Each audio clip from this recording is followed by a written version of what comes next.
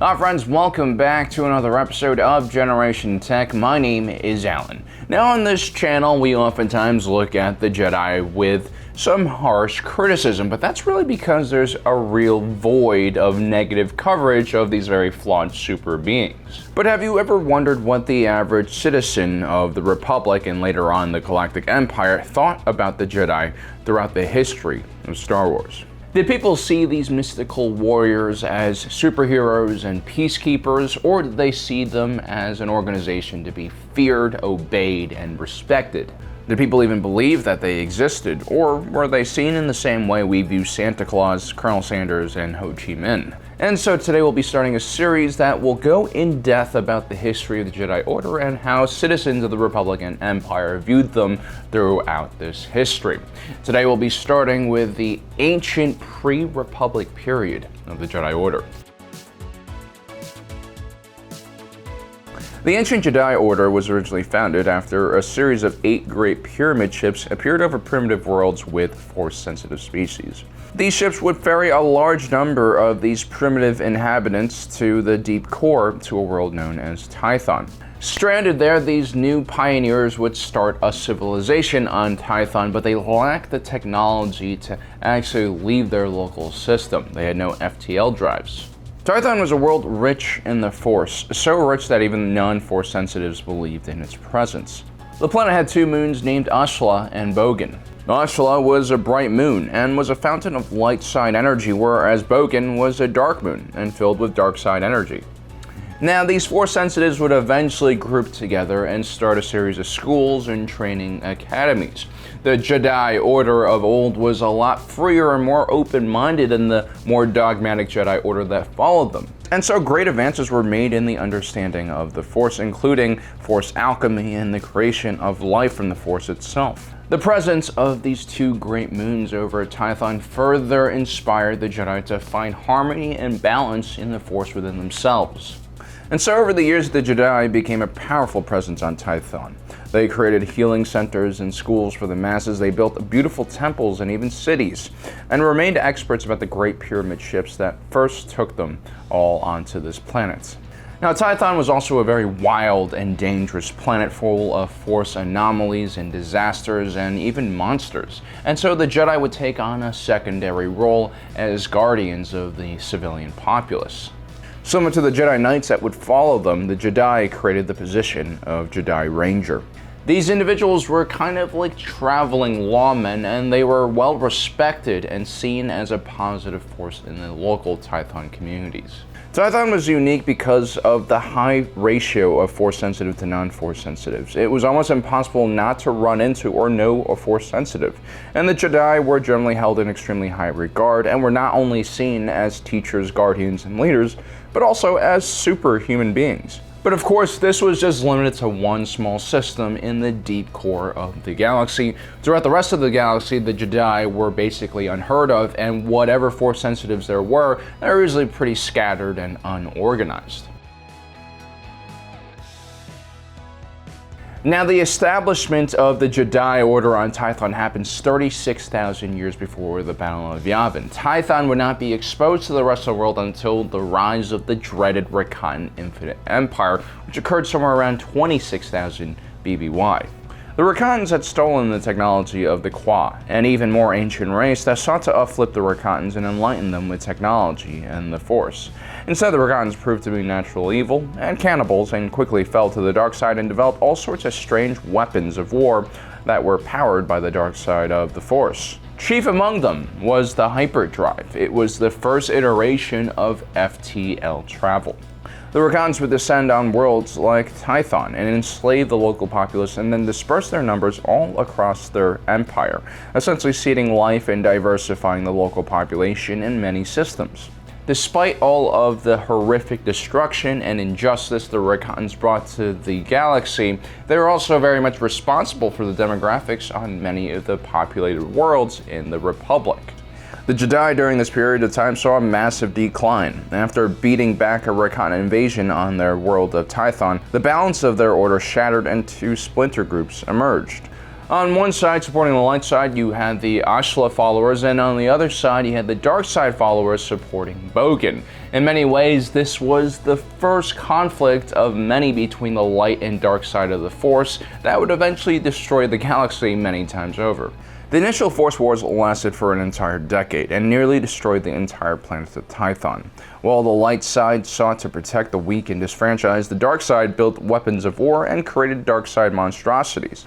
The local populace was shocked by the devastation caused by this war, and while most individuals saw the followers of Ashla as guardians and the followers of Bogan as evil, the average civilian most likely just wanted the fighting to end so that life could return to normal.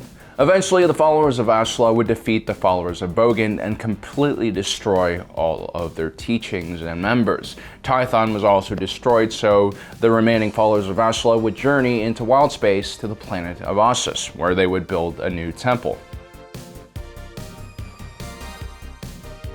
For a time, the Jedi on Ossus would keep themselves at a distance from the newly formed Republic.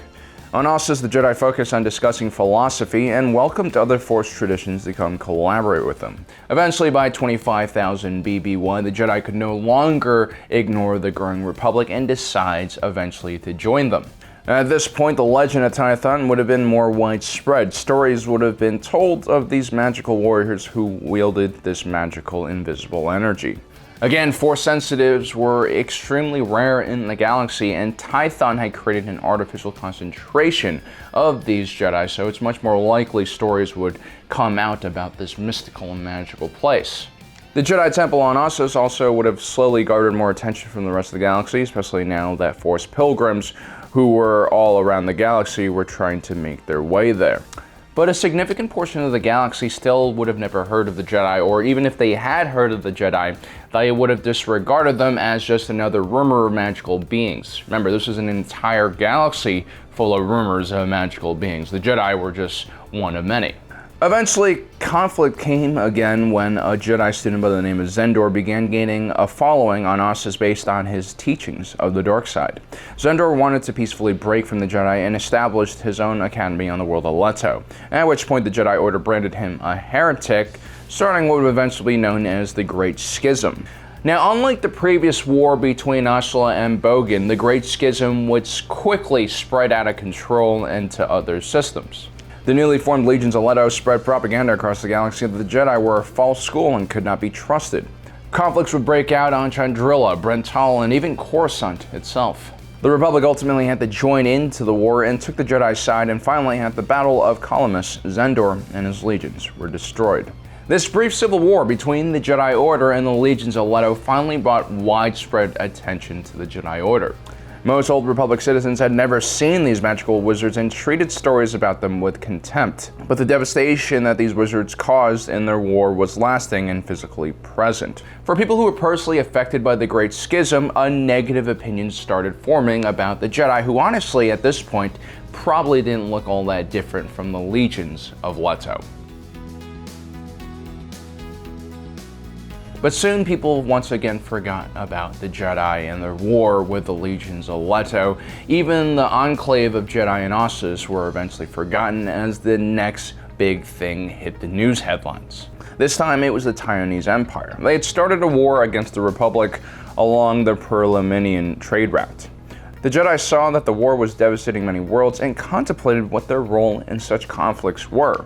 The Order generally saw the Galactic Republic as a force for good. It created stability and rule of law wherever it went. Also, the Jedi also saw themselves as guardians of the weak and innocent. The Jedi had a special skill and tool set, and it would almost be criminal for them not to use it to fight for good. And so after much debate, the Jedi decided to join the Republic Army as commanders and help the Galactic Republic defeat the Taiwanese Empire, thus starting the Jedi's long and complicated relationship as guardians of the Republic. Now finally, during the Tiananmen War, the Jedi were thrown front and center right in front of all the holocams and journalists covering this war.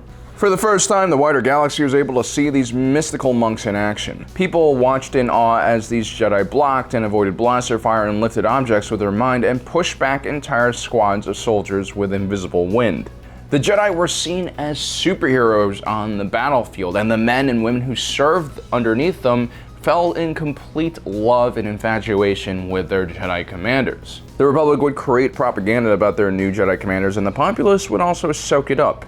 The fact that there was really magic in the world and that people had these powers gave the average person hope and excitement.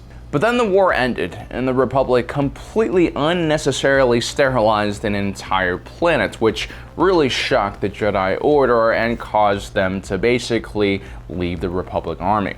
The Jedi at this point told the Republic government that they would no longer serve them.